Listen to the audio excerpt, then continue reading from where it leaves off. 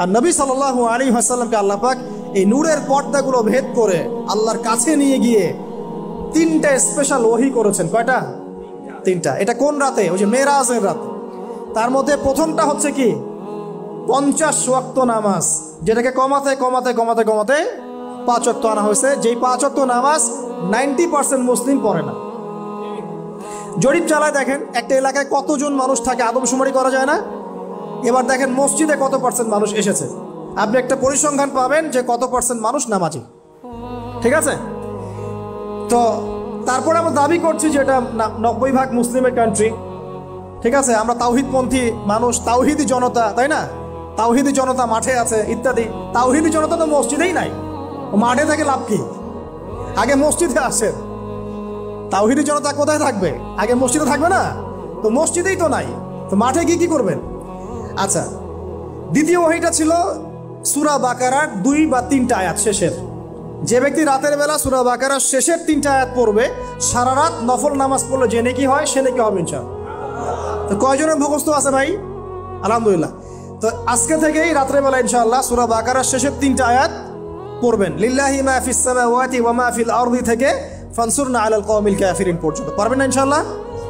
ইনশাআল্লাহ। তৃতীয় ওহীটা ছিল, এটা শোনেন, তৃতীয় ওহীটাই সবচেয়ে ইম্পর্টেন্ট মানে আমাদের টপিকের সাথে। সেটা হচ্ছে আল্লাহ রাব্বুল আলামিন ওয়াদা করেছেন তার নবী মুহাম্মদ সাল্লাল্লাহু আলাইহি ওয়াসাল্লামকে যে তোমার উম্মতের মধ্যে যে কেউ, যে কোনো নারী পুরুষ, সাদা কালো, ধনী গরিব, হুএভার হি ইজ, যে কেউ যদি শিরিক না করে মারা যায় বা শিরিক মুক্ত পাপ নিয়ে আমার সামনে হাজির হয়, আমি তাকে মাফ করে দেব ইনশাআল্লাহ।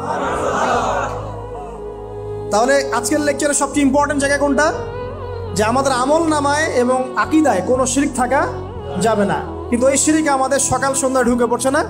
ওই যে কয়েকটা এক্সাম্পল দিলাম, যে মৌলবাদ, আপনার ধর্মান্ধতা, আপনার বিগ ব্যাং, প্রতি মুহূর্তে শিরকে পড়ছি আমরা। এগুলো আধুনিক শিরক। এই যে এখানে ইকোনমিক সেক্টরে অনেক মানুষ আছেন, আমি জানি তারা আছেন। ইকোনমিক একটা সিস্টেম আছে কোরআনে, না আছে না? ব্যবসা আছে, হালাল অর্থনীতির কথা আছে, কৃষিভিত্তিক অর্থনীতির কথা আছে, গোল্ড কয়েনের কথা আছে, সিলভার দিরহামের কথা আছে। ইসলামিক ইকোনমিক্স বাদ দিয়ে যদি অন্য কোনো ইকোনমিক সিস্টেমকে মানুষ ইসলামের চেয়ে সেরা মনে করে, যে ইসলামের অর্থনীতির চাইতে ওটা সেরা, বা ইসলামিক অর্থনীতির চাইতে সেরা না হলেও এটা বরাবর, এখন অনেকে মনে করেন এটা আল্লাহ পাক ধরেন হারাম করেছে সুদ, কিন্তু আমরা মনে করছি না এটা হালাল বা এটা খাওয়া যায়, বা অনেকে বাধ্য হয়ে খাচ্ছি, জানি যে হারাম তারপরে বাধ্য হয়ে খাচ্ছি। কেউ যদি বিশ্বাস পোষণ করে যে আল্লাহ পাক যেটা হারাম করেছেন সেটা হালাল, বা আল্লাহ পাক যেটা হালাল করেছেন সেটা হারাম, কথা বুঝতে পারছেন? আর আল্লাহর হালালকে কেউ যদি হারাম মনে করে, আল্লাহর আবার আপনার হালালকে কেউ হারাম মনে করে, হারামকে হালাল মনে করে, এমন আকীদাও যদি কেউ পোষণ করে, এটাও শিরক, এটাও শিরক। ওই অবস্থায় মারা গেলে মুশরিক। ওই অবস্থায় যদি মারা যায় তাহলে ওই অবস্থায় শিরকের পাপ নিয়ে কবরে যাবে। দলিল সূরা তাওবার 31 নম্বর আয়াত পড়ে দেখেন। সূরা তাওবার 31 নম্বর আয়াতটা পড়ে দেখেন। অন্য যে কোনো বিষয় হতে পারে, যেমন শেষ জামানা সম্পর্কে বলা আছে, নবী সাল্লাল্লাহু আলাইহি ওয়াসাল্লাম বলেছেন শেষ জামানায় আমার উম্মতের এক শ্রেণীর মানুষ মদকে হালাল মনে করবে, আছে না?